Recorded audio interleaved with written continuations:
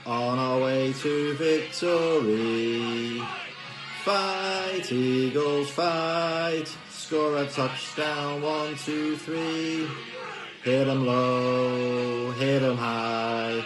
And watch our Eagles fly. Fly, Eagles, fly. On our way to victory. E-A-G-L-E-S, Eagles! And we are live. Christ, every time I watch that. It's. I felt like with it being this division this week, we should get it out of the way nice and early, do the one video, and then we're never doing that video again because we're going to say Eagles so many times tonight. But Jordan, you're the host tonight, so Yeah, go ahead, Jordan. I don't really know how to follow that, to be honest with you, but here we go. Welcome to the fourth episode of the Third and Short Overtime. This week we're covering the NFC East, which we'll get onto it. As you know, it was a funny season last season for all four teams, I would say. I'm covering the Cowboys. John's got Washington. The Washington franchise. A second. Well, hello, John. You're covering Washington. Bones, welcome. You have got the fantastic task of covering the Eagles. I've got the Philadelphia Eagles, yeah. And we've left Mark with what he wanted, New York. He's wanted two teams all along. He's wanted New York and the Raiders, and he's got them both. Well, later on, but tonight he's got time lane to New York. So we'll just have a little brief bit into the NFC East first, and what we think of when we think NFC East. And there's quite a lot of things that I think about when I think of the NFC East, but I didn't want to take everything. So one of the things that when I was thinking back, I was thinking there's sleeping giants were the thing that came to me first. You know, with the Cowboys, Giants, and Washington that used to dominate, especially in the early 90s. I think they went with 4 or 5 back-to-back Super Bowls, and since I think it's since '96 they've only had 3 Super Bowls wins in that division. So they've always been knocking on the door close, but never having the cigar since then. So, and just the following of the teams in there, the revenue that a few of them create are very high, such as the Cowboys and the Giants. So there were a couple of things that I wanted to bring to the table when I thought of the NFC East. I'll start with you, John. What do you think when you think NFC East? When I first started watching it was one of the most competitive divisions of the lot. You know, probably 4 good teams at the time. Maybe the Cowboys were the sort of the pure revelation. Big physical games, big physical teams, wide open passing offenses a lot of the time as well. Think of the Eagles under Andy Reid and the Cowboys back in the 90s with like Noah Turner and Michael Irvin and people like that.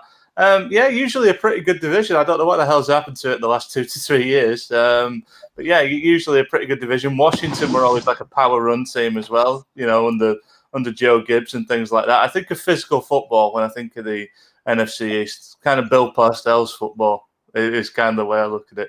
Probably helps that he's coached 2 of the teams in it, I suppose. How about you, Bones? What do you think of when you think NFC East? I mean, it's another storied division, is it?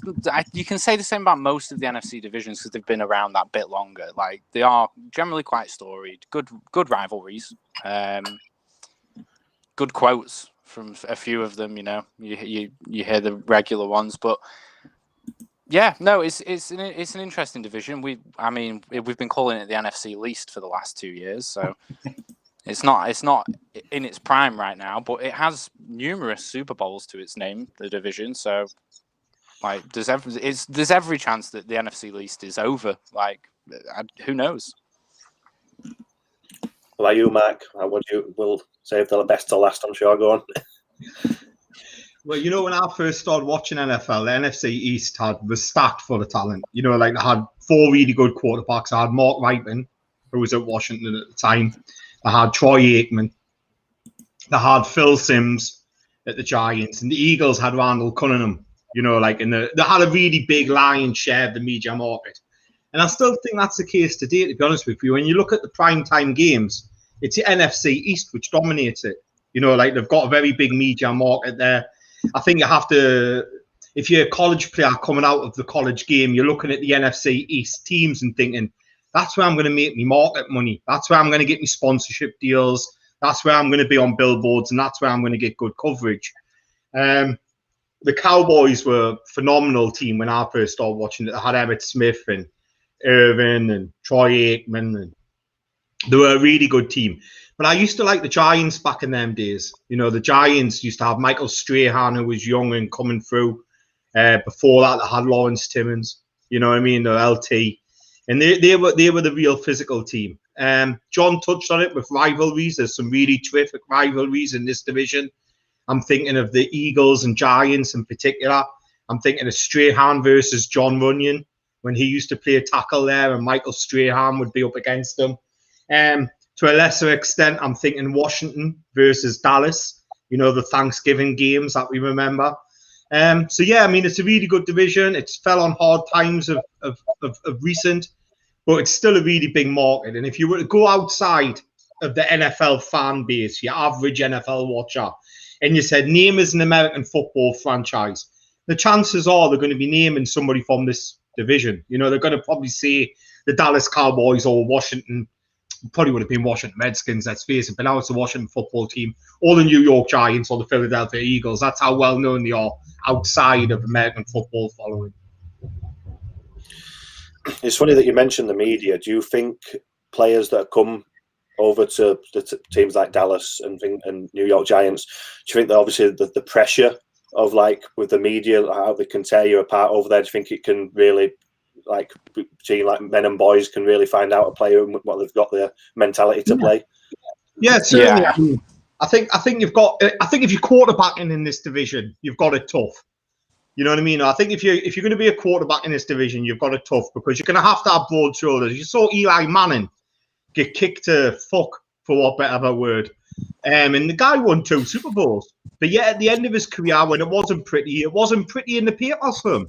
You know, you'll get no leeway in the press in this division. You have to be from a particular moxie to be able to cut it in the NFC East. You've got to be able to brush off criticism because you'll be a hero one week and you'll be out on your arse the next. You know what I mean? Yeah, it's the New York media especially. The New York media is like notorious for it, isn't it? The Jets and the Giants suffer from the same sort of problem with the media of them just lambasting every bad move, every missed throw is just the worst thing that's ever happened to the franchise. Like, I imagine Dallas is reasonably similar with it being the Cowboys. Yeah. Like, how about them Cowboys? Like, it's 3 mad media markets really, because Philly's not exactly known for being they destroy their own city when they win things. Like, yeah, exactly. It's weird. It's weird, isn't it? I mean, they've even been, certainly New York have even been known to. Oh well, even Philly have been known to lambast good moves. You can think of them booing Donovan McNabb at the draft back in '99 when he got picked, and like New York were on, as you say, were on Eli Manning's back for years, and now he's considered like royalty in New York because he won 2 Super Bowls. It's crazy, isn't it? It really is a tough market to play in, but on the other hand, the rewards are brilliant. You get it right, you're nationally known, aren't you? You know, I think it's one of those. I think it's one of those divisions where players are more fondly remembered the further away they are from the game. So it's like whilst they're playing actively, they're open to criticism, but the second they retire, they're kind of like revered. You know, I remember Troy Aikman getting stick at one point. You know what I mean? And it's like the further they move away into retirement, the more fondly they are remembered. Phil Simms got an absolute beating when he was in New York, like all them years, you know. Chris Simms is dad, by the way, for those of you who don't know. The gobshite pundit. Somehow he's a worse analyst than his son is, though, because anytime he's on an NFL game, I'm like, oh my God, turn it off. So on that note, let's dive into these teams. Let's see which one of us are going to follow the media over there and tear into these teams, and let's see which one of us are going to be quite nice about them. We'll see. I believe it is me that starts off with the Dallas Cowboys, if we're going in alphabetical order. And obviously last season, the big news was the Dak injury. You know, that I don't know how. Obviously, they would have done better than they did, but it definitely derailed them to a sense. Andy Dalton played a lot of the games last season, and also it was Zeke Elliott who just even though a lot of people said that he didn't get up to his peak, and which he didn't, it's still I didn't think it was that bad of a season for him. If you look at his numbers, it was just like you said with the media, just everyone, as soon as things start going wrong, they start tearing into people. I don't think Zeke's season was as bad as you thought, but it would just want as top tier as what they come to expect in Dallas. But the first thing that stood out to me when I looked at the Dallas team as well was the defense. The defense was really bad last year, and it needed some strengthening. You could see that, I think, with 8 of the 11 picks in the draft, they went on defense. You've got Dan Quinn there this year, who's taken over on the defensive thingy. So, and I think I believe they went for a 3-4 scheme last season. So I'm guessing they're going to go back to 4-3 with Dan Quinn, I expect, after last year's. I don't know if it was just players as well, but it was a failed attempt with the new scheme. So it looks like it's. When he were at Seattle, I remember him at Seattle. He did a fantastic job there on the defense, but he definitely hasn't got the players what Seattle had at that time. So he's got a big task ahead of him, and I know they've got some good picks on the defense, especially the first 2 that I really liked, Micah Parsons and Kelvin Joseph. Obviously they were further up at one point. I think they traded with the Eagles, and they still got Micah Parsons. I still think they probably would have preferred a cornerback, and maybe they're expecting Patrick Surtain and JC Horn to be there, round about there. But obviously, off the board, I don't mind the Micah Parsons pick. I'll get on to some things about Micah Parsons in a few minutes that the only concerns with me. Kelvin Joseph, a good pick, and they're just throwing darts at the defense. I think they were in the run defense. They were 31st in the league last year, which is really, really, really poor for a Dallas defense. So they've thrown some darts at it. Like we've said on numerous times on the pod, that if you can get 2 or 3 good players from there, I'm hoping they'll be hoping they'll probably come off the defense. I'd say the pick that I really liked was value. What I saw with value is the Jabril Cox pick in round 4 in the pick 115. I didn't expect him to slide down that far, and I don't know how much they'll use him this year, but obviously with the injuries to Van Der Esch, I think they really need to look at that linebacker, and they've picked up 2 decent linebackers there. When I mentioned Micah Parsons, the question marks with him, and there's 3 players: Micah Parsons, Kelvin Joseph, and Josh Ball, the offensive tackle out of Marshall. Obviously, character issues. These 3 players. Like, I'm not going to go into all the character issues because we'd be here for a lot longer than we want to be. But it's always a concern when you pick up. You see people talking with immaturity and different things. If they've had interviews with them and they're confident in these guys that they've knocked it on the head, they've grown up coming into the NFL. That's brilliant.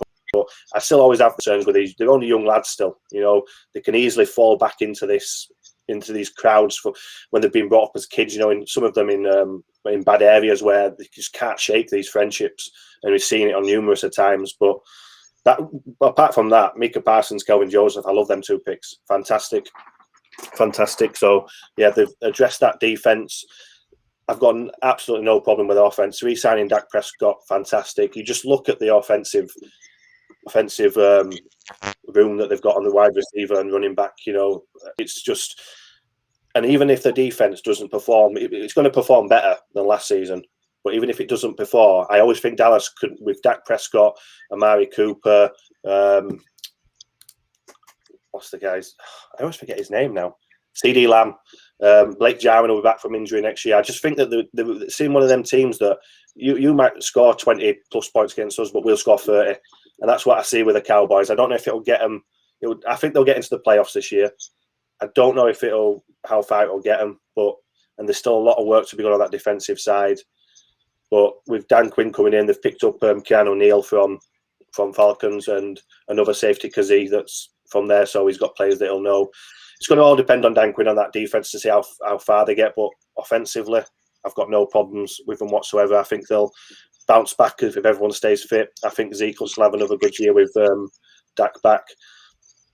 And yeah, I think I still don't know if they'll be able to push Washington for the first. I still think they'll probably cling on to second. I think Washington are a good team. But yeah, that's where I am with them. I think defensively, question marks. Obviously, they've covered the players, so they're hoping for a better year there. But offensively, I've got no problem with them whatsoever.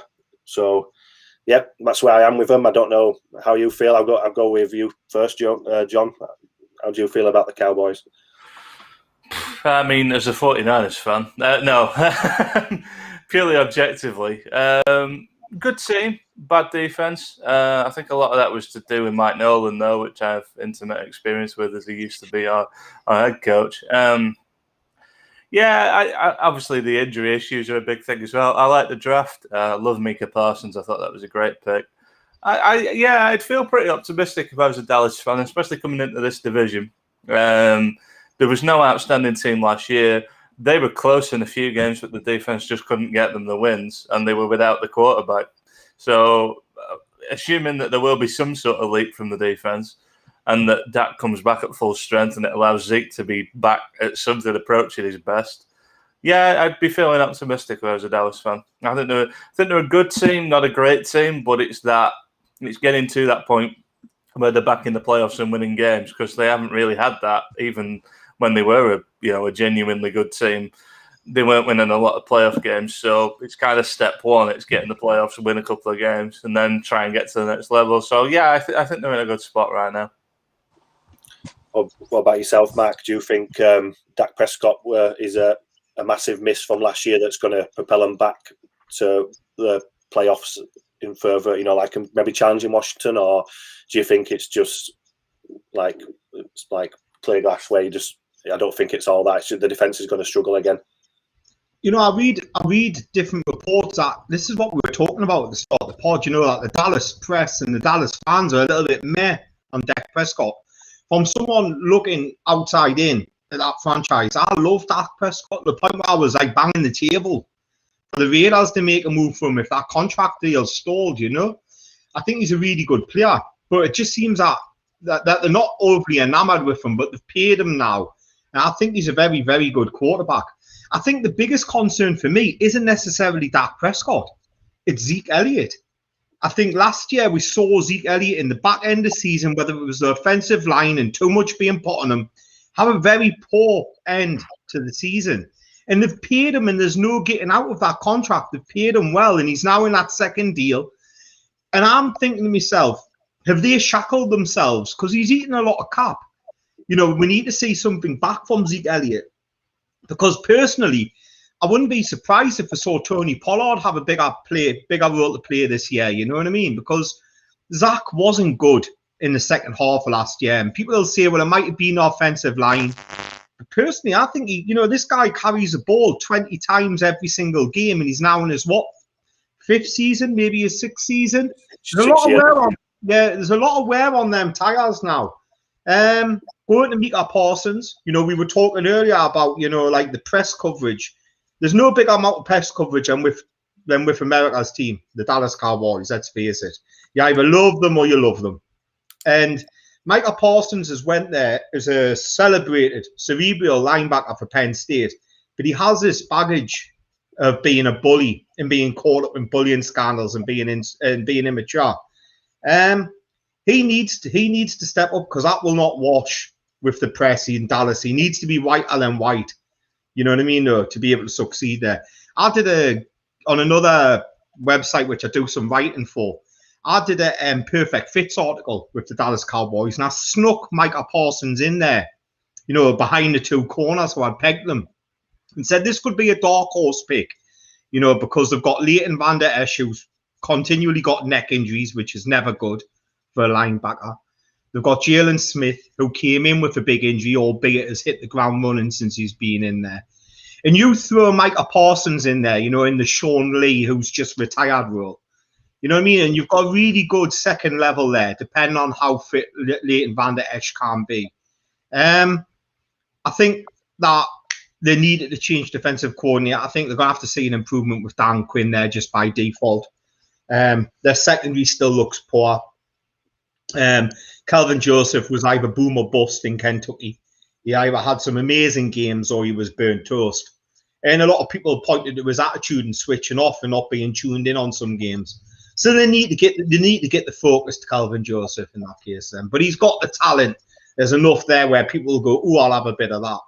I like them. I like the Dallas Cowboys. I don't particularly like them as a franchise, but I like them as a team. There's always a lot of expectation on them.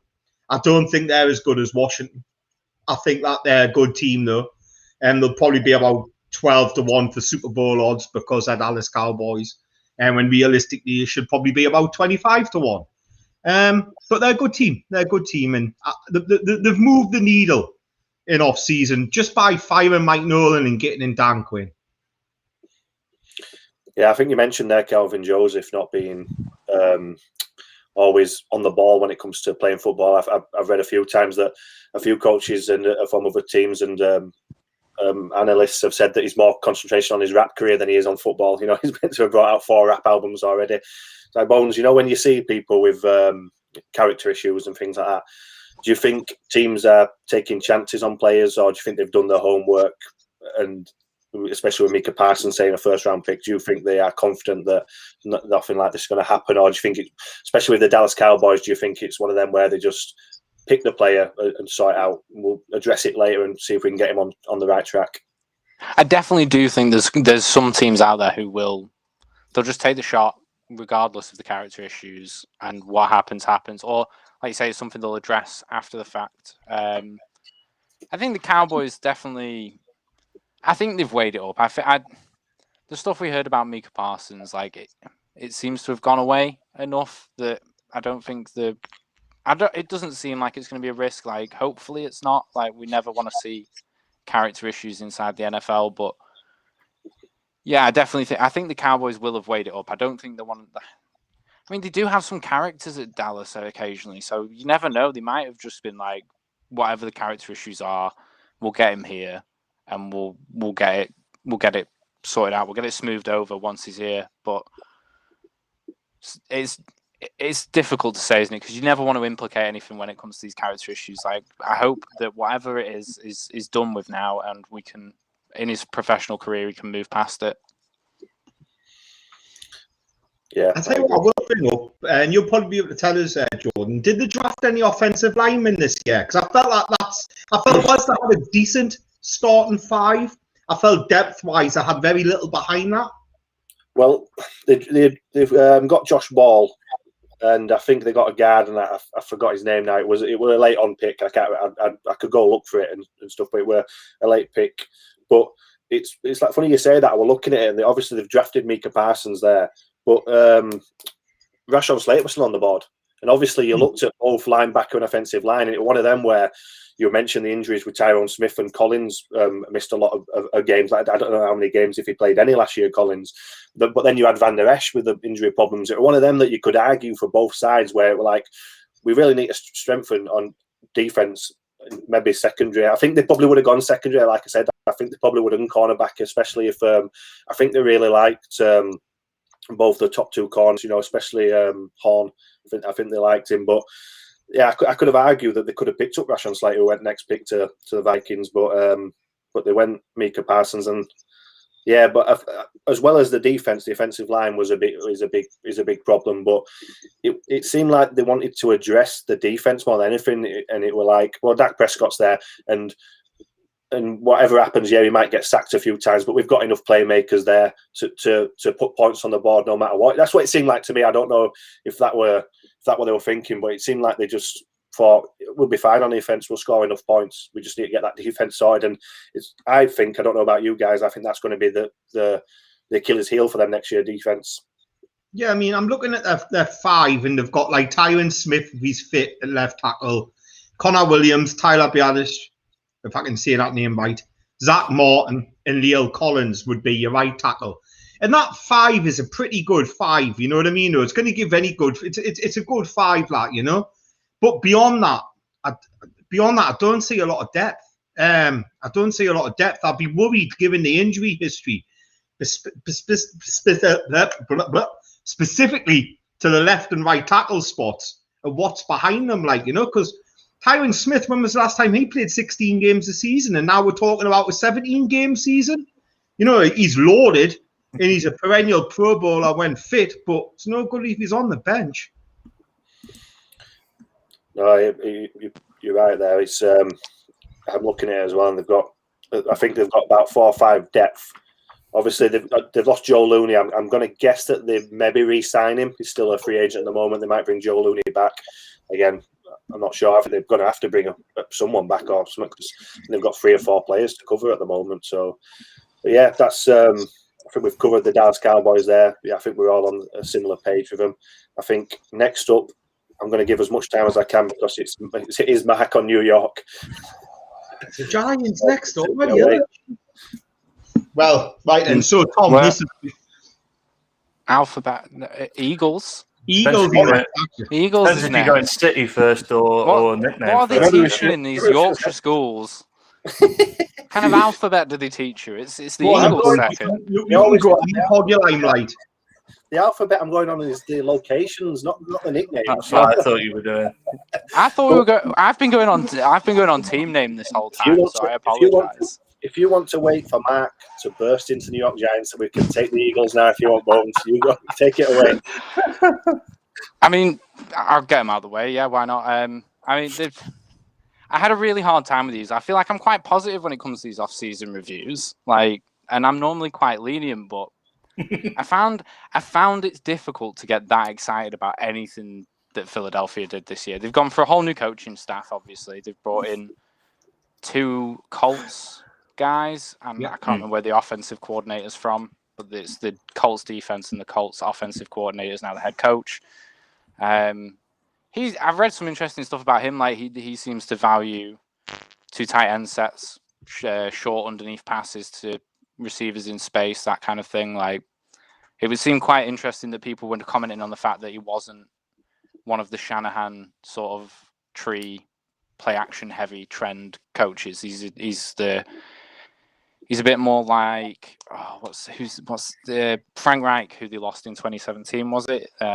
It's like he's the Frank Reich tree, isn't he? He spent 5 years with Reich.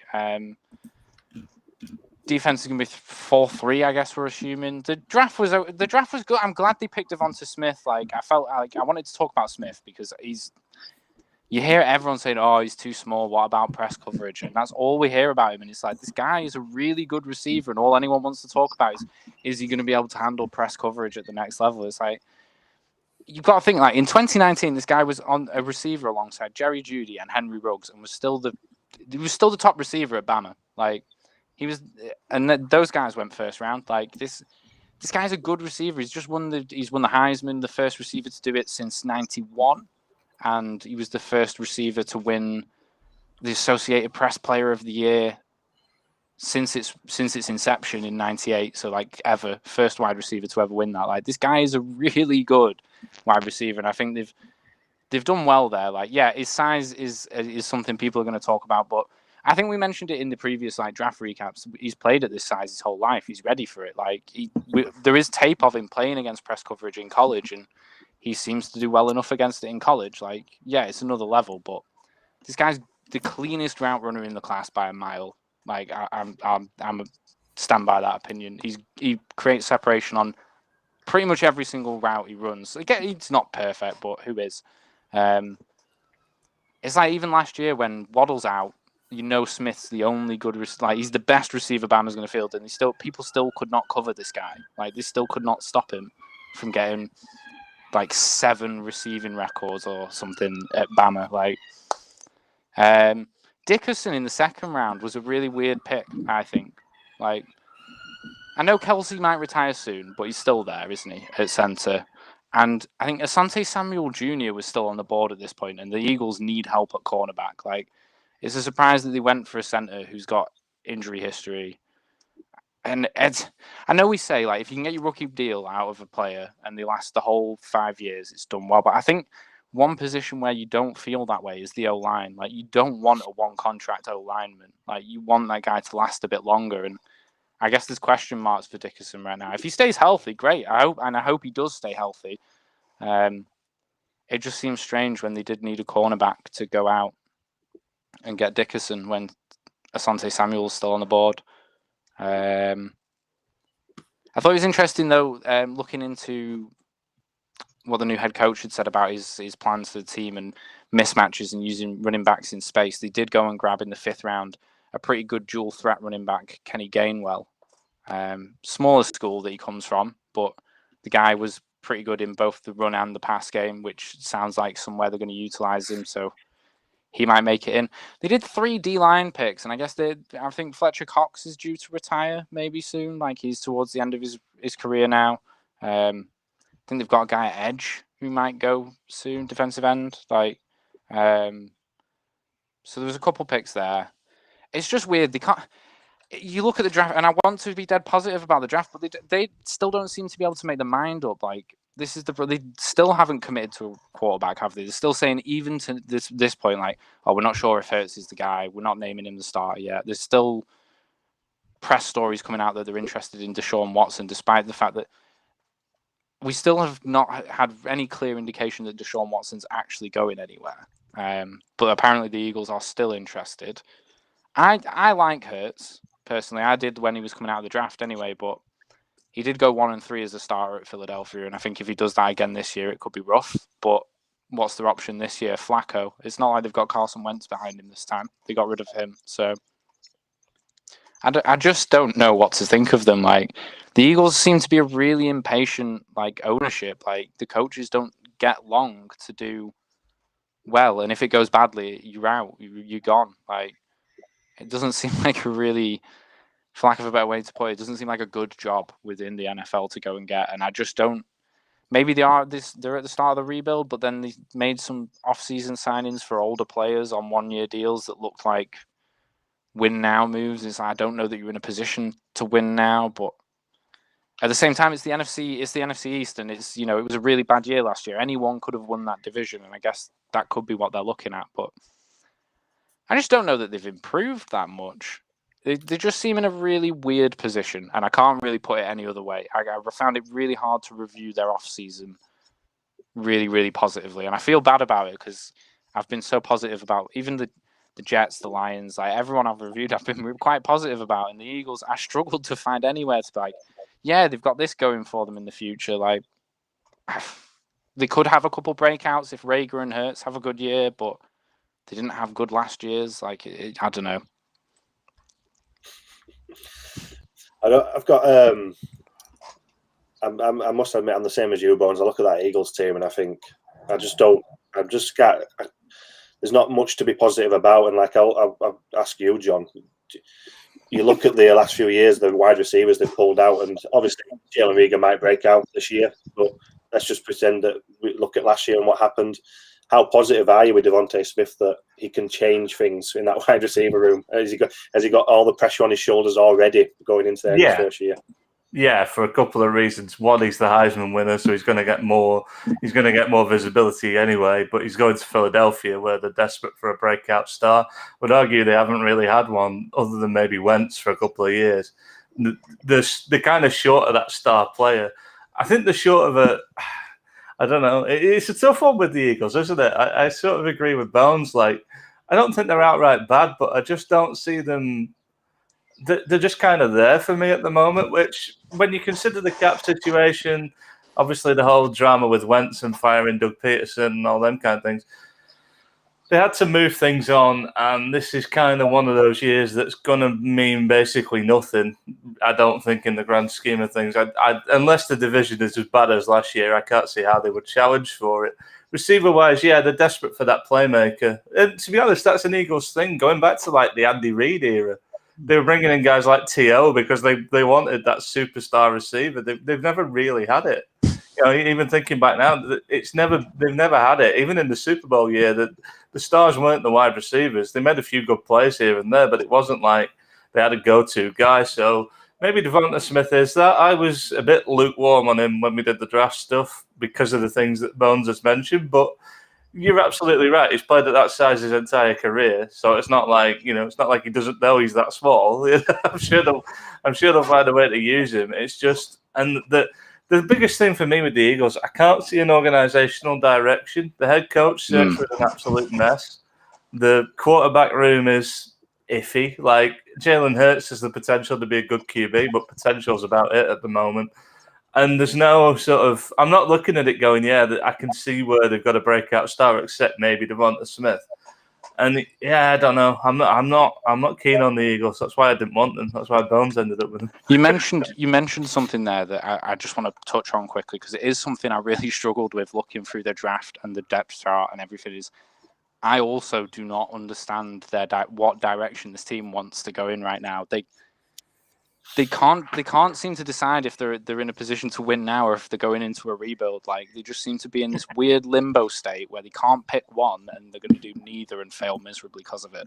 Like, I couldn't find anything, and I don't know if that's my fault or it seems to be a theme. Like, you guys seem to agree. Like, I don't know what they're doing. I don't know what they want to do. I don't know where they're going.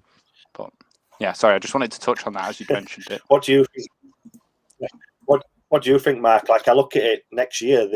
I don't know where they're going to come from, the picks, but they could potentially have 3 first-round picks next year. You know, obviously the one that they've got their own, and depending on how Carson Wentz does at Colts, are you going to find us a positive, or are you on board where it's looking a glum year next year and they're looking for the year after where it's going to be more of a rebuild there, or is the rebuild starting this year?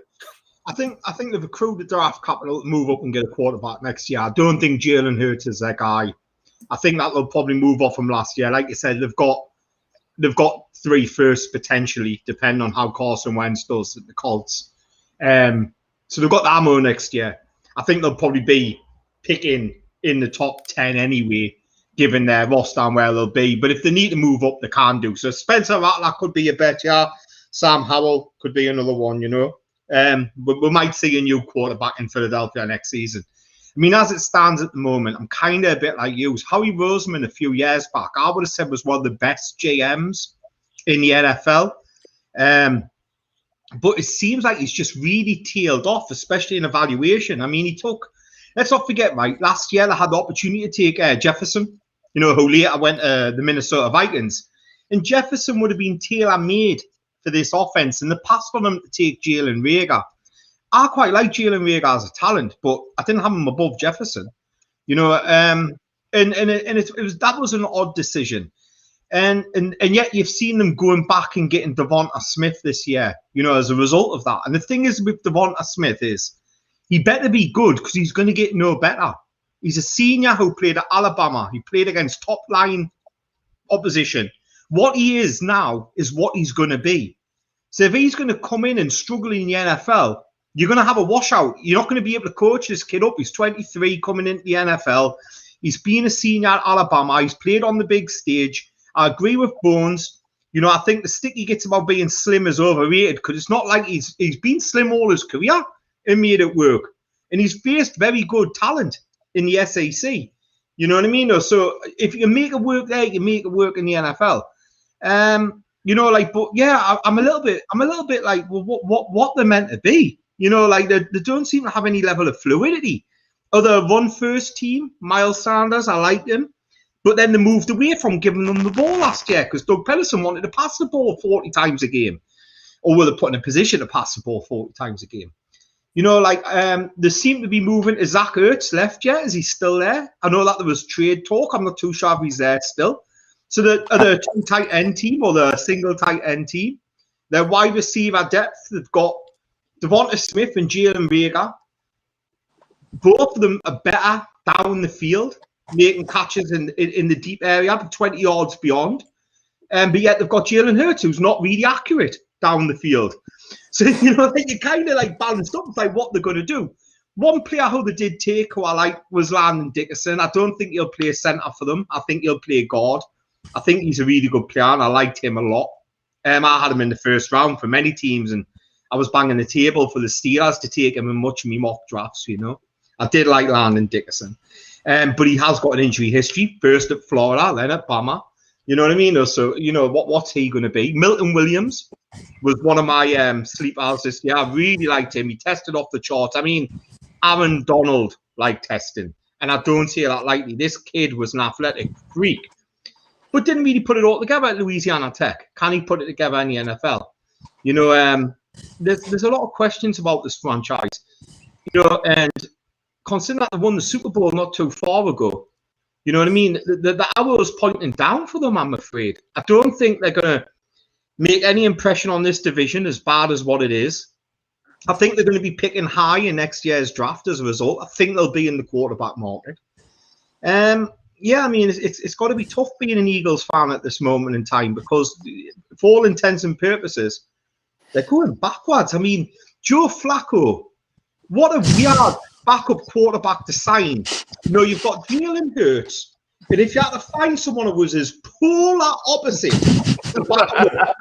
you'd pick Joe Flacco, and you just kind of go, are you running two different offenses in pre-chemicals? If this guy gets injured, there's no way this guy's going to be able to run this offense. You know, like, and it just makes you go, what? Who's making the decisions here? Because Howie Roseman was a better GM than this 4 or 5 years ago. And I'm like, what is happening? I mean, I'm your average sit on the sofa, eat a bag of Doritos, drink a few cans of Coke, zero NFL fan. And I look at this and go, how's that meant to work? You know, what are you? So if you're a GM who's paid millions of fucking dollars to get it right, surely you must see what I see, you know, which is a complete lack of equilibrium. It's like they're not heavily invested in any position group. You know, like normally a really bad team, you can say, well, that position group's still good. You know, but with the Eagles, you name a position group. Try and find one where you can go, at least they've got that bit right. At least they've got that bit right. I'm looking at the depth chart right now, and you're right. Like, but there's a couple areas where it's not terrible, but there's a few areas where it's particularly good, and there's areas where it feels like they should have addressed. I feel like you mentioned Milton Williams. I think that's going to be a good pick. Like I say, I think Fletcher Cox is on the tail end of his career. I think Williams could find a role within that defense pretty soon in his career, but. Like you say, it's just what are they doing? What do they want to be? Where do they think they are? None of it makes sense. But I don't think they know the answer to that question because I think it all filters down from that shambolic head coach search they had starting a week or two after everybody else and not really seeming to know what they were targeting. And now I think they're just caught between two stools as an organisation. You could, as you say, like Jalen Hurts to Joe Flacco, you might as well be running two different offenses. Okay, this is the offense for Flacco, and this is the offense for Hurts. And that's kind of where they were last season as well, when they threw Hurts in and they were basically running a completely different offense. So I don't know what – I feel like I'm always saying this. It might be my catchphrase on this, but I don't know what they're doing. I really, really don't. I don't know. It won't last long in Philly if they carry on like that. I know that. Do you know what Philly are built on? A really good defensive line. When I look throughout their history, you know, like they've always been a really good defensive line. You know, that's what they've been built on. They've been built on getting the quarterback, getting sacks, and hitting them. You know, like, and they've got Fletcher Cox there, and they've drafted Milton Williams, and on one side they've got Brandon Graham, and on the other side they'll have Derrick Barnett. Barnett reminds us a bit of Clay Ferrell. Came into the NFL with really good stats, but wasn't going to get any better. You know, like, and he was a good player in Tennessee, but in the NFL, you know, that's the danger of drafting these players who have peaked in college. You know what I mean? Brandon Graham has been a really good pass rusher. He was a first-round draft pick himself. You know what I mean? And he's been there all his career, and he does well. But he's in his 30s now. You can't expect that production out of him all the time. I think this is going to be one of the teams that we're going to see pick high next year. I kind of look at their team. And I can't get away from the fact of they've got enough capital to go and get a quarterback. You might as well lose out because you might as well start your rebuild now. Yeah, I think we're all in agreement there that Nick Sirianno's going to have a tough year at the Eagles. You know, was he even the guy they wanted? For all intents and purposes, Josh McDaniel was meant to be quite fancied there. Yeah, he was the guy who wanted the job. Basically, I think that's why he ended up with it. He has a feel of one of those guys that's landed in a situation that he is not remotely prepared for. Jeff Lorry's not got any patience, so you better be half decent. Like, exactly, it's not going to end well. I wonder if that played into their head coach search. I wonder if the fact that everyone knows there's no patience there. If you do this wrong, you've got no future. It's not a good job. Like there are better teams to go to. Like. Who thought we'd be in a world where the Lions is a more attractive place to go and work than the Eagles? But for all intents and purposes, it sounds like it was. Like it sounds like they had a way harder time finding a head coach than we did. And And the thing is, you know what Detroit want to be. I don't know that they're there yet, but you know what they want to be. I don't know what the Eagles want to be, and that would be, if I'm a player or a coach or an executive, I'm looking, well, this vision could change in 12 months, so I might be out of a job again. And I think that's where, as you say, I think that impacted the head coaching search. What probably also did was the fact that at the time they were still committed to Carson Wentz. So you're asking head coach candidates to come in, and you've already decided who the quarterback's going to be. And then when they appointed one, they got rid of Carson Wentz the week after. I don't know what's going on. It's like they got split personality down there in Philly. I don't know what's going on. Really, I'll tell you one thing they do well. They've got a good deal out of the Carson Wentz. To be able to get a potential first in return for a player who had a very, very bad year.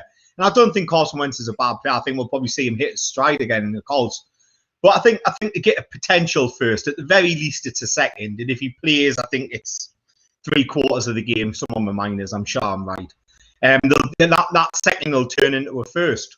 That's a good deal. That's a good deal, albeit the Colts will be thinking they'll be picking at the back end of the first. But, there's talent there. There's talent there that you can pick up with them picks, so. And, of course, they got a first off San Fran. So. Anyway. Through the San Fran, Miami three-way trade thing, wasn't it? Yeah. Go on, John. No, it's all right. I'm just saying it'll probably end up getting traded again. That's what usually happens in these deals, like the Laramie Tunsil one. How many times have those picks moved around? But yeah, they're not in a bad spot to rebuild if it does blow up this year, I guess. But right now, no optimism at all for them, really. We're on a bit of a downer now, aren't we, lads? So let's pick it back up with John in Washington. Well, yeah, I mean, for once, I've ended up with a team that I actually like to talk about and actually have some optimism for. It feels like I've been negative about every team I've been handed so far.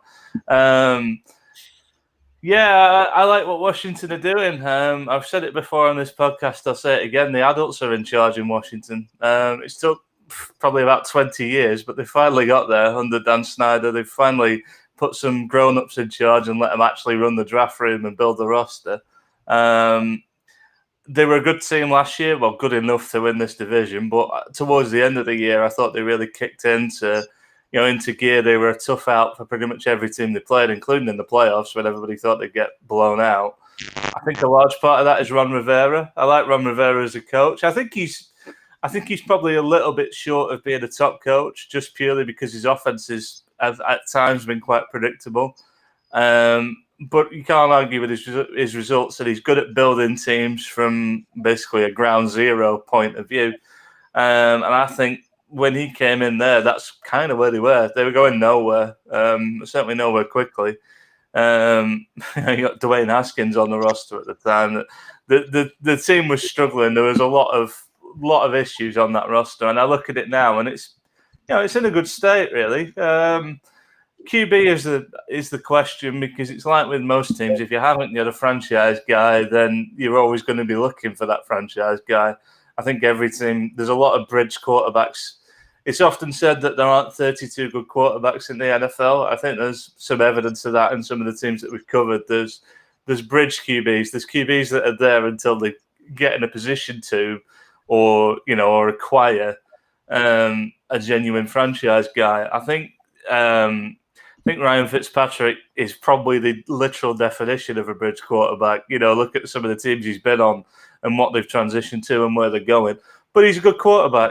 And to be honest, he's got enough pieces around him on that offense to move the ball and be dangerous. We all love Terry McLaurin. They signed Adam Humphries to play the slot. They signed Curtis Samuel, who I absolutely love.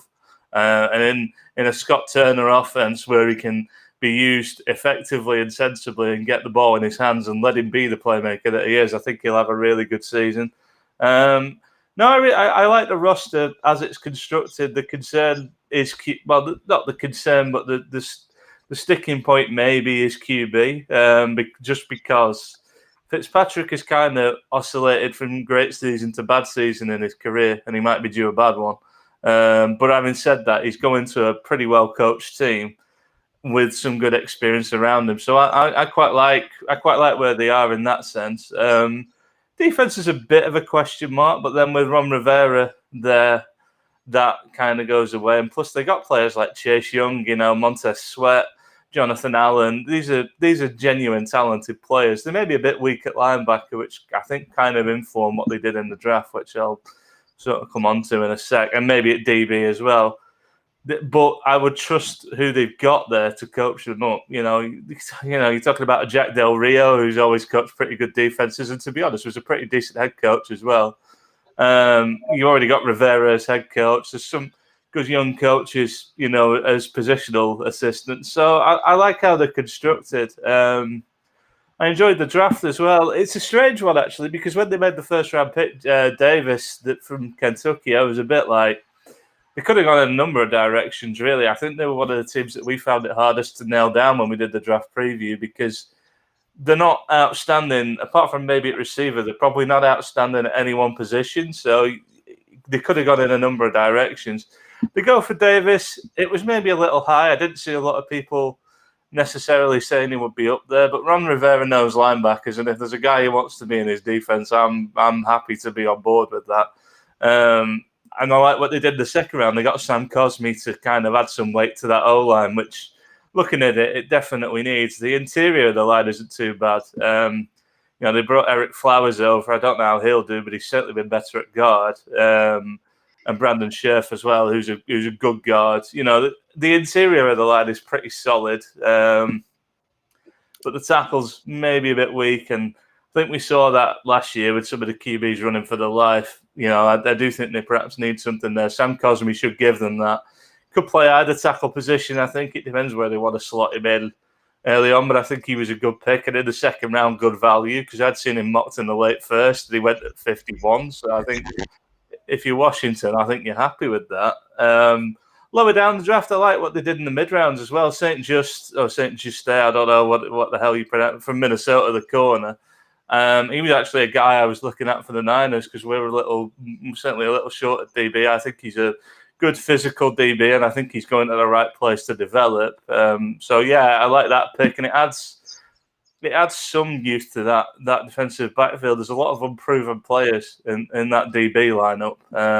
They did sign William Jackson in free agency off the Bengals, but he's not ever really been an outstanding player, so they're going to be a bit reliant on him to take a bit of a leap. But I think he's solid enough. They'll have a bit next to him to kind of hopefully help him along. So I like that. And De'Ami Brown I really like as well. But it feels like another slot guy. So I'm not sure how many slots they think there are in an offensive formation. But they've got a few guys that they can move around and and cause some trouble with. If they're creative offensively, I think there's a few, even like John Bates, the tight end. I think he's a good player, and I think if they move them around and they're smart with them, I think they'll get a lot out of it. And I think they're trying to get production by volume. It feels like if they put enough talent on the field and get the ball in playmakers' hands, it's not really going to matter who they've got at quarterback, because as long as he can just get it to somebody that can make a play, they'll probably look a lot better than they actually are.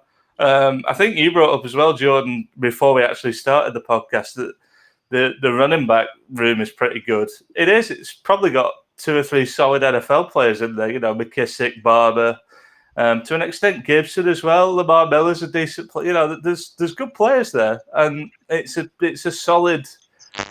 solid running back room. I just think this is a solid team, and in this division, we've just talked about the Eagles having no direction. We're a bit unsure about the Cowboys' defense. I don't know what Mark thinks of the Giants, but I can't wait to find out. I think there's enough here to win this division if they play up to the potential. Because the thing you can guarantee with most Ron Rivera teams is, regardless of the talent level, they'll play hard. And if they play hard, they'll be in games to the end. And if they're in games to the end in the NFC East, I think they'll come out with more divisional wins than losses. So I think they did some good work. You start looking at the free agents. I've covered quite a few of them. I liked a lot of what they did, and they didn't have any major loss really either. There was a few players going out, but I didn't see anything. There was some people given like slightly bigger contracts by other teams and things like that. Ronald Darby is one that stands out to me. Maybe that's where they're losing a bit at DB, but I don't know. I think they're in a good spot. I like the Redskins. Oh, God, there we go. First one. I knew I was going to screw up and say the Redskins. The Washington football team. I like the Washington football team. I'm pretty confident they'll win this division. I think they're a solid team, and I think they'll be a tough out in the playoffs as well, whoever they end up playing. I throw this one out to Mark. I looked at last year, and I loved watching the defense on Washington. You know, I thought they were fantastic, and a lot of time they kept them in games. And you just got to look at that playoff game against Tampa, where they had Taylor Heineke starting at quarterback. They went back and forth with each other, mainly because of the defense. They kept them in there a lot of time. I know that Tampa put 30 points on them, but a lot of it was the defense just giving Taylor Heineke a chance. I know we've got Ryan Fitzpatrick now. Do you see him getting better with Ryan Fitzpatrick this year? Yeah, I think so. Yeah, I think so. The offense is, you said this, Mark, as well. The offense is kind of built to push the ball down the field. And if there's one thing he's good at, it probably is that. So, yeah, I think they'll be better. They'll be good enough. I think that's all they need to be, really. Sorry, Mark, go on. Yeah, I thought that question was directed towards me, and that was me saying, let's prompt each other so we don't jump over each other. But, hey, we're going to have one because I'm a gobshite at the best of times. You nicked me point. I mean, this offense is built to move the ball down the field. I really like Logan Thomas, a tight end. I think if anyone's playing fantasy, he's someone I would be looking to draft in the middle rounds in my fantasy team. If, I'm looking for a tight end, and a lot of them had gone, I'm looking at somebody like Logan Thomas, who had a really good year by all standards last year. And I think he's poised to make a jump. I like what he can bring to this team because McLaurin is going to clear out a lot of what's underneath. I think he's in for a really big season because he likes to be down the field, and Ryan Fitzpatrick is going to throw the ball. He's going to take his chances. Yes, he's going to do some turnovers. He's going to throw some interceptions, but he's going to make some good throws as well. And I think over the last couple of years, Ryan Fitzpatrick has probably played his best football. He was unlucky to get replaced at Miami last year. We talked about that decision last week. And I think the biggest fear for Washington is are there going to be a no man's land team? As in, are there always going to be this 8, 9, 10 win team, but with the need a quarterback? Because if they're going to be an 8, 9, 10 win team, they're going to be picking around the late teens or early 20s, which means that they're going to be out of the position to try and get up for a quarterback. And I think Ryan Fitzpatrick, whilst he's a very serviceable quarterback, they're not going to get a lot of years out of him, probably this year, and that's it. So they're going to be in the market for looking for a replacement for him. Are they going to be looking every single year? And are they going to be signing these vets from free agency?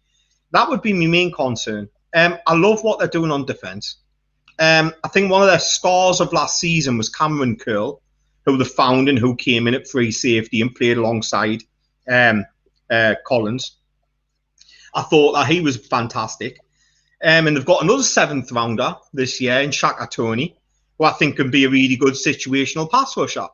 So, you know what I mean? They seem to do well getting these late round players who can play a role. I love your point that, that they're well coached now and they've got proper people running the franchise.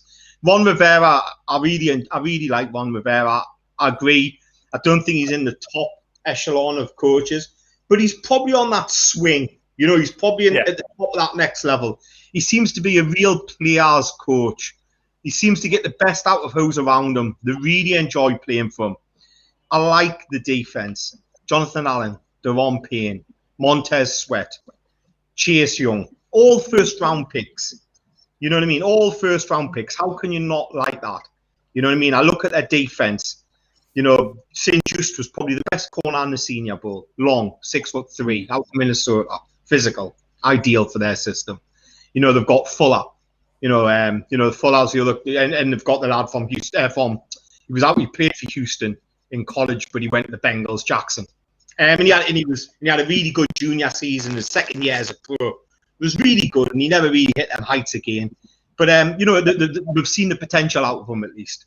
I like what they're building. I think if they win this division, it'll be on the back of good defensive play. They're my favourites as well to win it. I really like what they're building. I think Fitzpatrick will be able to do enough to fend off a challenge from the Cowboys. The arrows. I mean, if the Eagles' arrow was down, let's face it, Washington's arrow was down for a long time, but I think it's firmly up now at the minute, and I think it's more so down to Ron Rivera than anything that they've really got else there. Yeah, I think we've mentioned the defence quite a few times, especially from last year. But I look at, like, obviously we spoke about the Cowboys' offense being quite elite. Look at some of the players. But I don't know about you, Bones. I look at that running back room and that wide receiver room, and I'm looking at good playmakers. I remember looking at watching Taylor Heineke in that Tampa Bay game last year, relying on Cam Sims and Steve Sims Jr. in that game a lot more than Terry McLaurin. But yeah, Terry McLaurin, Curtis Samuel is such an exciting player. Is what you call a Swiss Army knife type of player. And I don't know what you think about it, but I really like the wide receiver and Logan Thomas, like Mark touched on. I like the weapons they've got. Yeah, no, I think that's fair. I think they've definitely. I was just pulling up the depth chart, to be honest, to have a proper look at it, because I hadn't actually gone through. I know roughly the starters, but I wanted to see who they had behind. Like, I remember J.D. McKissick coming up quite a lot, like, as well. Like, he had a good year. Like, they do employ a bit of a, as people should these days, a bit more of a committee running back, like a running back committee. Like, there's a few of them, but I think the question is, like everyone said, it is that there is the quarterback question, but they've got weapons to throw to. Like, we've got like you say, Curtis Samuel. You've got Kelvin Harmon, Terry McLaurin. I think there's definitely opportunities there to get some good offense. And like John said, they're built to push the ball down the field. It's just this like old quarterback deal. Like, I understand the question. Like, it's just where are they going to go with it? Because at the end of the day, like Ryan Fitzpatrick is the journeyman quarterback. He is the journeyman quarterback in the NFL at this point. He's the one we all know has played for so many teams. Like, he's not. I mean, unless they're going to actually go for it and really keep him around for a while, it's not what anyone's ever done with Fitzpatrick, though. So. But then they've got such a strong defense. They've got decent weapons on offense. They're not going to pick high enough to get a franchise guy. Like in this current situation where we have them winning the division and going, where are they ever going to get the like Mark said, when are they going to get the franchise? Where's the franchise guy going to come from? But I don't know. There could be. I'd like that. There could be more stars, I guess, on the offense, but you don't need it when your defense is that star-studded. The old adage of defense wins championships, isn't it? That's the Washington football team are another team that seem to really these days follow that mantra, especially with Ron Rivera, like we said. He is just a really good players coach. I like that kind of coach personally. I like that kind of guy that he's not just a tactical wizard. He's not just got the best playbook in the world.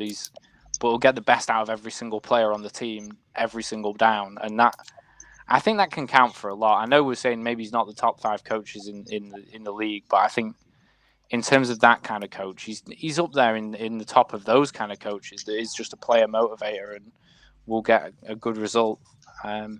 Yeah, I'm sorry I rambled a bit there. I feel like, but can we agree that Washington probably have the best defensive line in the NFL this year? Sweat, Allen, Payne, Young. Yeah.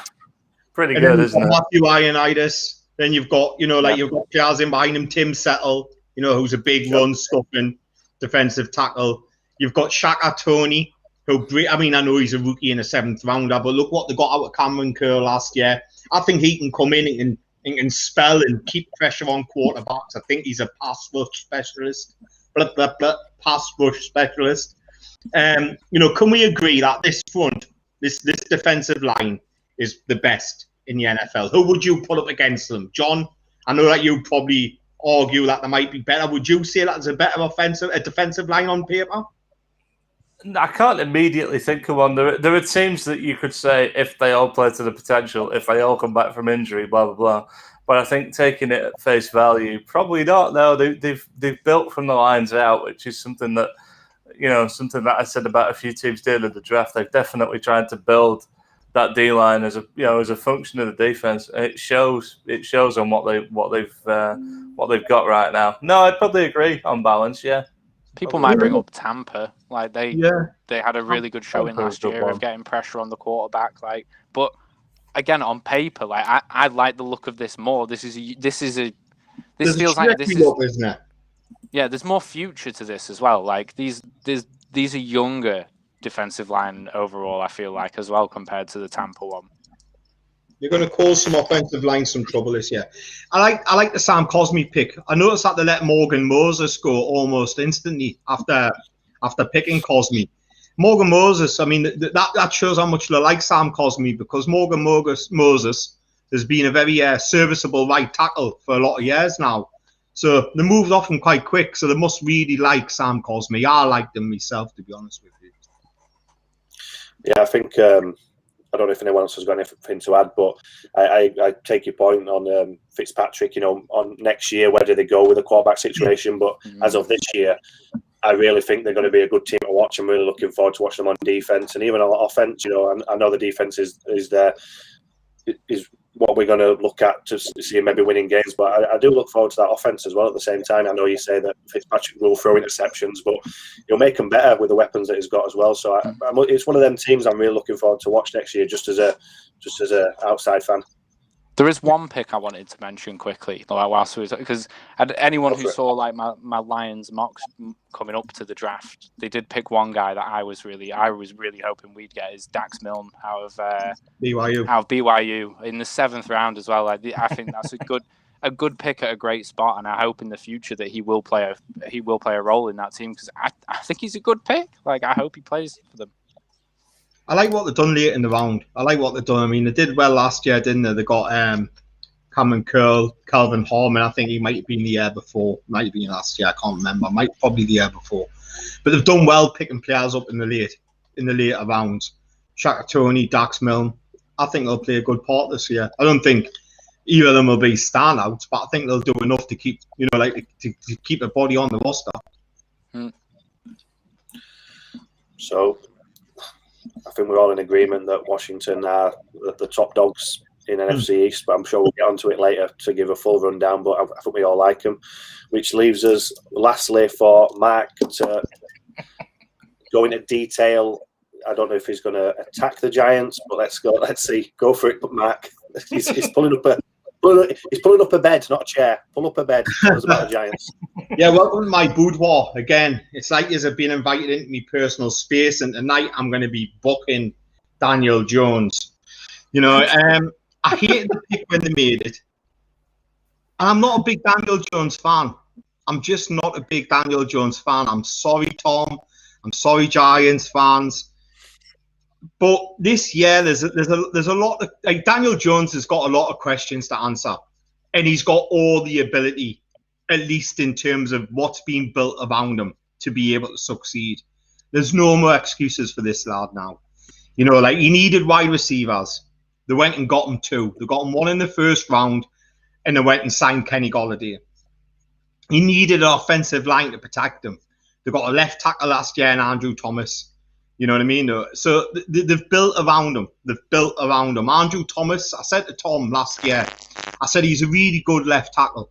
The thing is, when tackles come into the NFL, is they're normally better at run blocking than pass blocking, particularly when they come from the SEC.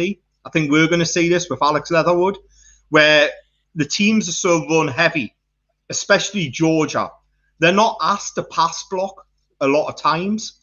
You know what I mean? So Andrew Thomas came in and showed up poor at pass blocking. But I said to Tom, Tom, stick with him, because you'll probably find he'll turn into a good player midway through the season. Sure enough, he started playing his best football from midway to the end of the season on. They're not asked to pass block as often as possible as you are in the NFL and the SEC. So that's first of all. I don't think Daniel Jones does his offensive line any favours. He doesn't have a very quick release. He seems to hang on to the ball too long. His mobility in the pocket is a plus. He needs it because his decision-making is that poor. Seems to go through his reads very slowly, very delayed, keys into the receiver he's going to be going on to. And I just don't rate him that much as a quarterback. I really do not. I mean, the year he got drafted, he was the second quarterback taken behind Kyler Murray, and people say, well, what have quarterbacks done that were picked after him? And maybe it was just a poor quarterback year. The year before we'd seen Josh Allen and We'd seen like that was it would seem Baker Mayfield and them come out. And we might see that this year where we have really good quarterback class, followed by a quite poorish one. But yeah, Daniel Jones for me he just doesn't move the needle enough. I'm looking at his statistics here. So I'm looking at his career statistics. So in 2019, his rookie year, he played 13 games through 24 touchdowns. Brilliant. You know what I mean? To 12 interceptions. Last year, he threw a meager 11 touchdowns. 11 touchdowns off the arm of your quarterback. That's catastrophically bad. You know what I mean? Whilst he showed promise year one, he definitely went backwards year two. Now, some people say, like he's got Garrett as his offensive coordinator. You know what I mean? And there's a question mark there. But I think Daniel Jones really has to show up this year because he's been given the talent around him. He's got a really good, probably I would say on paper, this wide receiver core is as good as anything else in this division. I certainly think it competes with the Washington Redskins. Some might argue that Dallas's wide receiver core, Blake Jarwin, CeeDee Lamb, Michael Gallup, and Amari Cooper is better. But there's talent in this offense this year for Daniel Jones. He's going to be throwing at Kenny Golladay, Sterling Shepard, Slayton, Kadarius Toney, Evan Ingram. He's going to have Saquon Barkley coming out the backfield. Now that I don't care who you are. That's talent. There's a lot of talent on that field. There's a lot of draft capital on that field, and there's a lot of talent on that offensive side of the field. And Daniel Jones has to be pushing to win this division. If he has to be pushing to take the Giants. If this team can't break, you can't have a 500 season anymore now with it being a 17-game season. But this team have got to hit 8 wins. They've got to hit 8 or 9 wins. And Daniel Jones has to return to 2019 form, where he's thrown over 20 touchdowns. You know what I mean? He has to.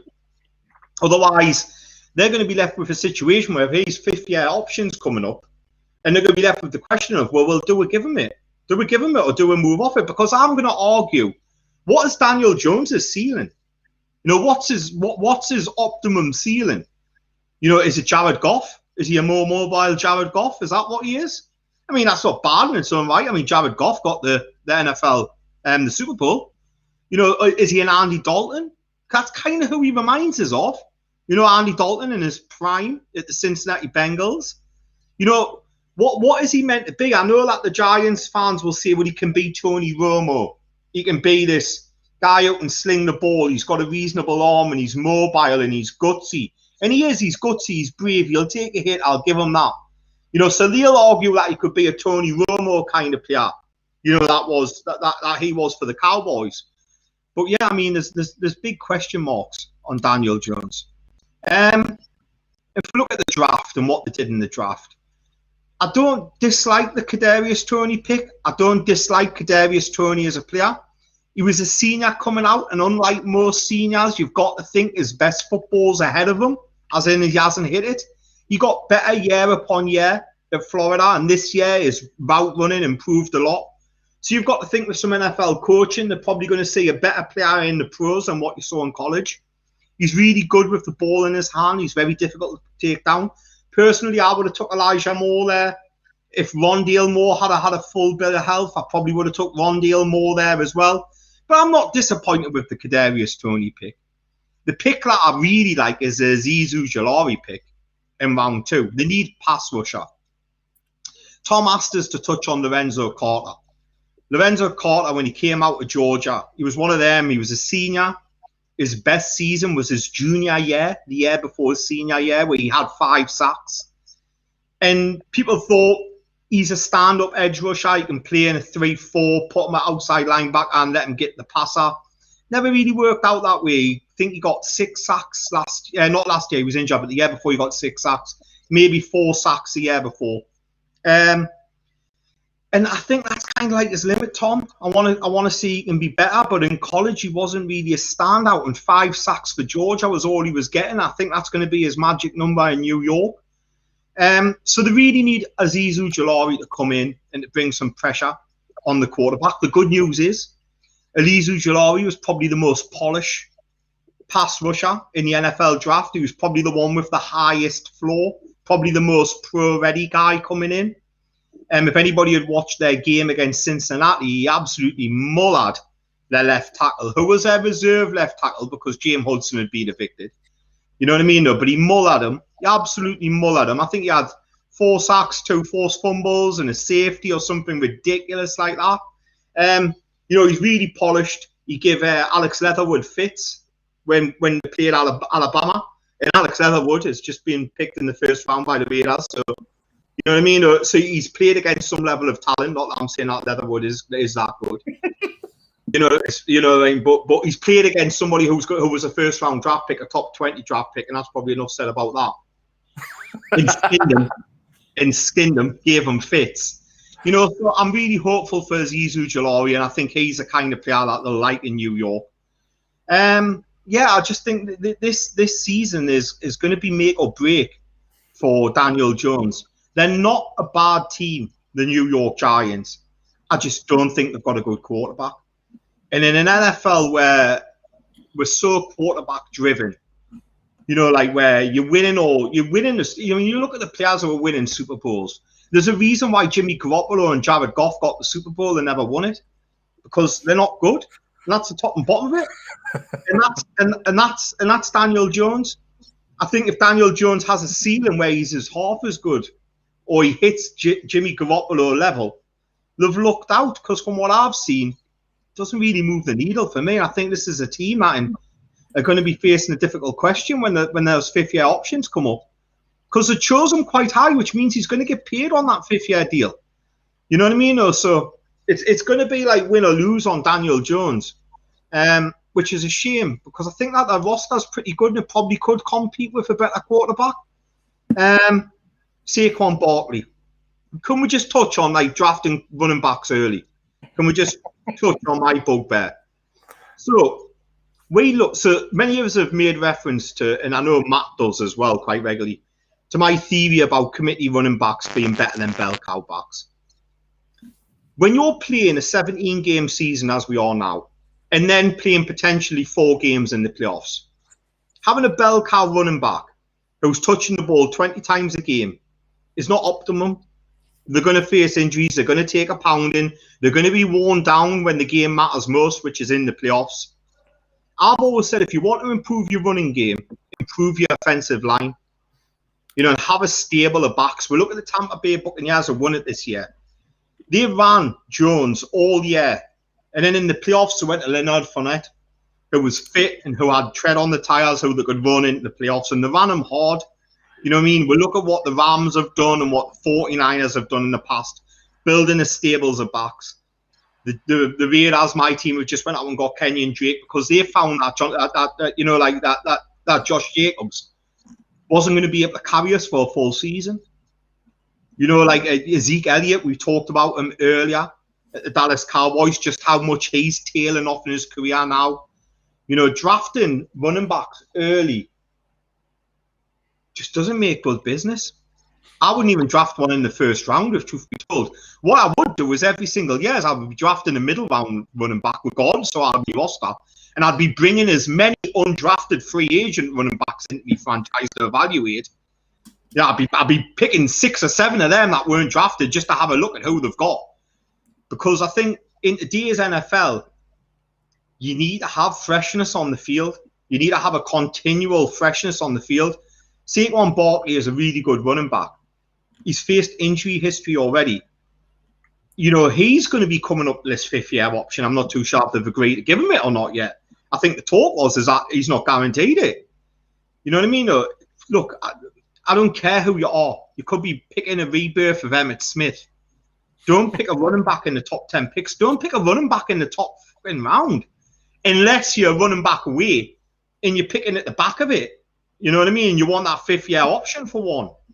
Yeah. But to pick Saquon Barkley, I think that franchise is still struggling as a result of that decision. You know, you could have went in any other direction and you could have took a corner. You could have took a pass rusher. You could have took an offensive tackle earlier. You know, players where you can think, right, if we get this right, we've got a 10-year player. How many 10-year running backs do you have? How many 10-year running backs do you theoretically have? You know, I think Gettleman's not as bad as people make out. You know, I think he's pretty safe in the draft. I think Kadarius Toney's another safe pick. I think Andrew Thomas last year was another safe pick. Seems to like SEC players. I think that they've got a good roster. I just don't think they've got a good quarterback.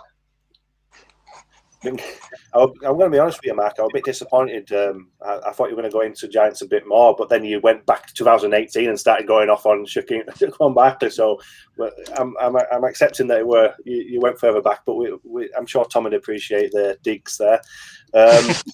I know, Bones, you're a massive fan of the running game down in Detroit. Obviously, Saquon Barkley missed. I don't even think he made it 2 games last year. Everyone was saying that were a big reason why there were no help for Daniel Jones there. I look at it again, you know, it was a bad injury he had last year. If he goes down again, they've got Booker, who were at the Raiders, I believe, last year. I don't know how much game time he got there. It's not been... You're all right. Left the Broncos. They picked up Rickard Armstead, haven't they, from the Jaguars other week, who looked like he were promising the first couple of games, but last year COVID just took him out completely, out for the full year with COVID. So just playing devil's advocate, Saquon Barkley goes down again. I know they've got Golladay and Tony bringing in. Is it another struggle for Daniel Jones this year? I think so. Like you said, I'm a big fan of the running game, and I think I wanted to touch on something Mark said whilst I had a moment, was the bell cow running back. I think a really, really, really good example of the fact that bell cow running backs don't work so well anymore is, let's look at the best bell cow running back in the NFL. The only true bell cow running back in the NFL, Derrick Henry in the Tennessee Titans. What's happened the last 2 playoffs? When they've got to the playoffs, teams have shut down Derrick Henry. The Titans' playoff run is over. That's the end of the game. It's over for them. And he is. I know Tom really likes Saquon, and there's things to be said about like what I've said in regards to Derrick Henry in the past, but not that I think he's bad, but whatever. Well, moving swiftly on, I think that, like you say, bell cows don't work anymore. I think you do need a committee, and I don't think they've committed enough to getting the extra people behind Saquon. There isn't enough depth there at running back, I don't feel like. If Saquon does take another bad injury, he is boned. Like, I don't know, like, it's tough, and like Mark said, they picked him so high, and if he goes to if he does get his 5th year option, it's going to be an expensive one, and if they sign him to a second deal, it's going to be another expensive one. I don't know. I think they could have they even could have brought in some undrafted free agents though. There's still free agent running backs out there. Like, Gurley just visited the Lions. Like, you want some depth, you want to expand your running back room a bit. Like, there you go. I mean, I don't want him at the Lions. No offense, Todd Gurley, but we've just brought in like 3 undrafted free agent running backs. We've signed a free agent.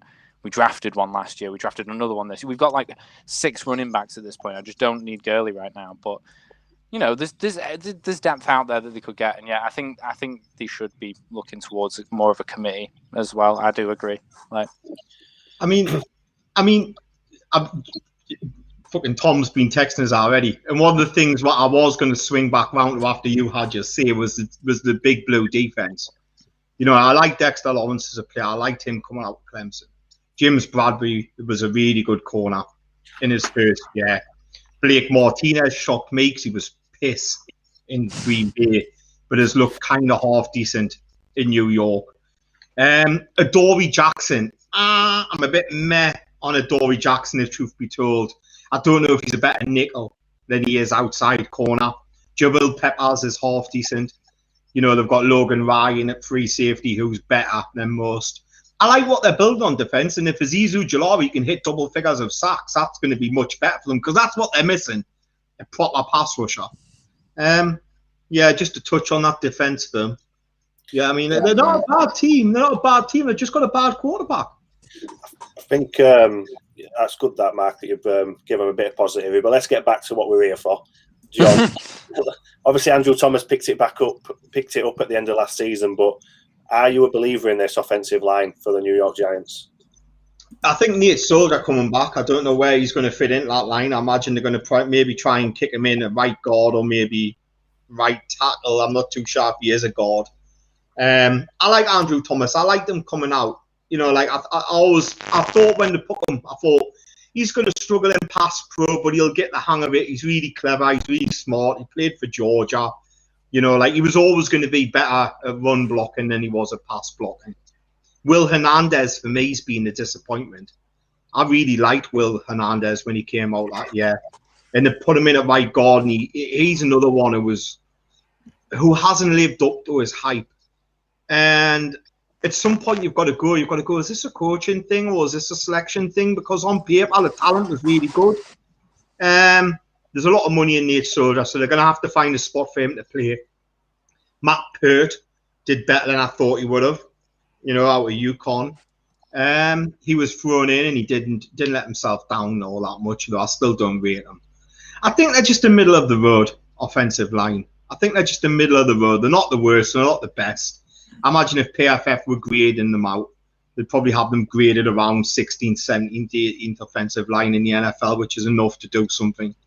I think Andrew Thomas is a good player, though. I think he's going to be the player who we see make a leap this year, and we'll start seeing really good football from. I think before we make the predictions, come on, John. It's up to you now. Are you going to end on a negative with the Giants, or give Tom and his rest of his cronies in the group chat a bit of positive? Well, I'll touch on something first that Mark said about running backs in the first round. I actually agree with most of what he said. I think the only way you could justify taking somebody as high as the Giants took Barkley is if they're a transcendent athlete, especially in the more modern NFL. Somebody that can play the slot maybe and running back and get their hands on the ball and playmaking in a few different ways, maybe a kick return or something like that. As a pure running back, I don't get the pick at 2. I didn't get it at the time. I still don't. I think he's a brilliant player, but they could have gone in so many directions there, and it felt like a very old school pick by Gettleman. It's something you would have done in the probably like the mid 80s, early 90s. Certainly not in the in the 20s. Speaking more broadly about the Giants, I think I'm a bigger Daniel Jones fan than most people are, and that's not even saying that I rate him particularly highly. I think some people have crucified him and had crucified him before he'd even played a game because of where he got picked and the college he came out of. I don't think he's been brilliant, and I do agree with what Mark said. It is make or break. This is it. This don't go sound like Michael Jackson now, but yeah, this is the moment where you're gonna know how good he is one way or another, because he has no excuses left. That's it now. This is the season where it either blows up and starts again, or they take a step forward. I think in theory they could do either. The roster doesn't jump out at me and say, yeah, they're definitely going to take a step forward. The coaching's quite good. So if I'm going to talk positives, I like the head coach. I like the defensive coordinator. I don't like Jason Garrett, but I don't know anybody that does in New York, so I don't think I'm alone. I'm alone there. But I like a lot of the coaching staff. I think they'll be a well-coached team. I think they'll be tough to beat. Is that going to be enough? Probably not, honestly, but they can take a step forward, and it's how much of a step forward they need to take to be able to stick with Daniel Jones. Where do they need to be, really? Some would probably argue playoffs.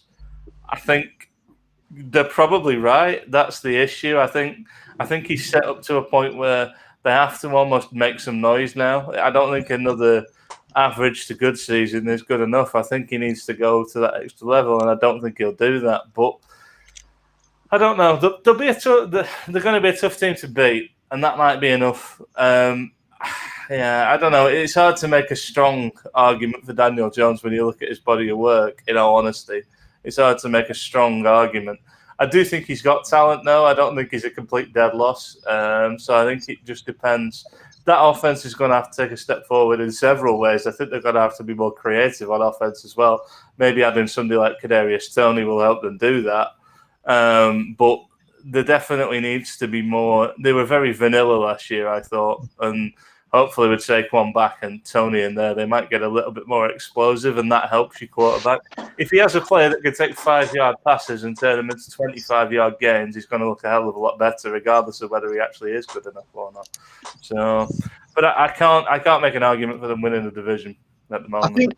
I think if the Giants want to have a look at a player who might be a good draft pick, Elderson Smith, who they got out of Northern Iowa, the pass rusher, I think he's going to probably play stand-up linebacker and rush the passer off the edge. I think he's got potential, like to be a good player. He's learning the game, but he was decent at Northern Iowa. And I think if you want to have a mid-round draft pick who you think, let's keep an eye on him, Elderson Smith would be someone I would follow the career of. But yeah, I think if they can keep Golladay healthy, he's a weapon for Jones. Like I think does he match Jones' skill set though? Golladay is going to do his best work in contested catches down the field, and Jones got the arm to be able to give him a chance at them. I don't know. He's got Stafford's cannon, but I still think Galladay's a playmaker. Like I think Tony and Golladay, the two new additions at wide receiver, that's got to help at least a little bit. Two new, decent wide receivers. Like I do think they've got some tools. It's just like you say, it's if Danny Dimes can utilize them without falling over halfway down the field. Do you know who would have been a better fit for them? Juju Smith-Schuster would have been a better fit for Danny Jones. Big-bodied slot receiver. He would have been a better fit for Danny Jones. Rather than spending the money on Golladay, they could have went and got Juju Smith-Schuster for probably a few million cheaper. And I think he would have been a better fit for what Daniel Jones wants to do and what Daniel Jones can do. I just don't. Whilst I like Golladay, I think I'm not too sure they're going to be a successful pairing. I mean, he's hit Slayton a few times, so maybe I'm being harsh here. You know what I mean? No, I think Sterling Shepard's a really good player. I think he's probably the most reliable receiver, fitness wise, and ability wise in that room. They've got a good wide receiving room. I'm going to throw a positive out there since I was asked for one. It doesn't relate to the offense, but I'll throw one out there. That defense, I think, is going to be genuinely, legitimately good. They're a good defensive coordinator, and there's a lot of pass rush talent there, and that's how the Giants have been successful historically. So I can see that taking a step forward, and that might be enough in some games. Need to find pass rush to make that defense work. Yeah, and I think they're certainly taking a swing at it with some of the draft picks. So I think if they can take a stride forward there, which I think they will, they're a well-coached defense, and I think they'll get the best out of the newer players. I think that's the positive. I think they'll be a better team. They just won't be as good as New York wants them to be, and then it's a question of where do you go from there, I guess. Yep. So, come on, the final bit, let's get into where we think everyone will finish. And I'm sure while we're talking about where everyone's going to finish, I'm sure Mark's going to try and find us a decent bet in the NFC. Yeah. He's going to try his best at you, Mark. You look like... If I was going to have a bet out of this division, I think the bet I would go with would be probably Micah Parsons for Defensive Rookie of the Year. The way he's going to rack up the tackles, he can blitz, he's decent in coverage. I don't know what his odds are for Defensive Rookie of the Year, but that would be the guy I would be backing in this division if I was backing anything. Most bookies at this moment in time have the Dallas Cowboys as the out-and-out favourites to win this. Yeah, I don't get that. I don't get that one. I mean, if I was having a sneaky bet, I know I've just lambasted them, but you'll do a lot worse than picking the New York Giants at 9-2. You know what I mean? That's not a bad bet. But ultimately, I think the best bet for this division will be Micah Parsons for Defensive Rookie of the Year. Washington's odds aren't bad either, actually. Look, I've just looked at Washington. Sorry. 11-4 Washington, aren't they? So it's almost 3-1. Are we all in agreement that Washington are going to win this division? I think so. Yeah. So. Dallas just behind. Yeah, I think Washington, Dallas, Giants, New York Eagles. Giants, and the Eagles pulling up the rear before the work record in the NFL. Yeah, that's why I landed on this one. It just seems so weird to write first football team, doesn't it, on a caption? It's what they're called, man. What do you They want need me a to nickname in the worst way. Like someone needs to pick, but the football team. So that's it. Washington football team. There you are. Number one. I do think that's a fair prediction, though. I think Parsons for Defensive Rookie of the Year is. I think that could be a good bet because it doesn't sound like there's much to go for in the actual rankings. Like, I'm sure Tom will still stick on a bet for the Giants to win the division, but yeah, 9-2. He's not going to do too bad at it. no, 4.5. And if it's as much of a dead heat as it was for most of last year, at least initially, like I know it wasn't a good dead heat, but anyone could have won it. Like they didn't have to have a good record to win it, but anyone could have won it. Like so, yeah. I do. I'm down with that prediction. I think it's a good prediction. Depend on, because I think Houston are quite clearly the worst team in the NFL, and I'm guessing they're going to be picking first last year, but they just booked Davis Mills, like a quarterback in the third round, and they're willing to burn that pick. I wouldn't mind having a bet on the Philadelphia Eagles being the first team to pick a quarterback in next year's draft. I'm not saying they're going to move up to number one, because there is some good talent there, which might go, Stingley and things like that, which might go number one themselves. But, I mean, if the Eagles are as bad as what we think they are, they're going to be picking high and they've got draft capital to move up. That's not a bad bet. Eagles to be the first team to pick a quarterback in 2022 draft is not a bad bet at all if there's odds out there for it. I agree. That's a good one to look out for. So, where are we going next week, lads? I had it written down somewhere and I can't remember where I've written it down. NFC South? No, AFC South. AFC South. AFC South. Right. Let's go. We'll decide off air where we're going with the teams. And thanks again, lads. It's been a blast this week. Hope everyone has enjoyed it. Enjoyed it. As always, a pleasure, gentlemen. Never a bad dream. And we'll see you all next week at around about 7:30. We're never on at 7:30, are we, lads? So we're around about 7:30. So hopefully with no technical issues next week, so we can get live a bit closer to 7:30. So that we don't miss the Facebook stream, more importantly, because it turns out that's why we're not live on Facebook, is because I had so many technical issues. We missed the window and the Facebook stream didn't go live. Yeah, who cares? I would apologise to anybody who was watching us on Facebook, but as you just said, they're not. So, but yeah, I guess on that one. Yeah, we'll see you all next week.